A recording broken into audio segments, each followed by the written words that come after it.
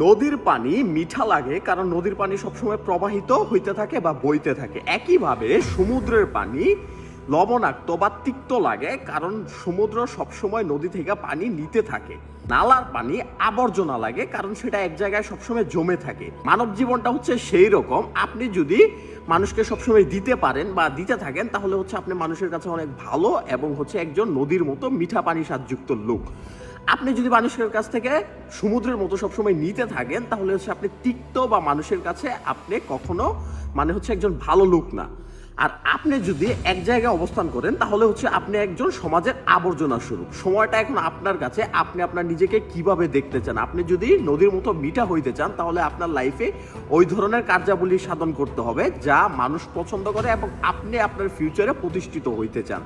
তার মানে বোঝা যাচ্ছে আপনি যদি নদীর মতো হইতে পারেন আপনি মরার পরও একটা বেনিফিট পাবেন, মরার আগেও মানুষের কাছে আপনার যথেষ্ট কদর থাকবে। বাট আপনি যদি সমুদ্রের মতো হন, সবসময় মানুষের কাছে হাত পাততে থাকেন, তাহলে কেউ আপনাকে পছন্দ করবে না।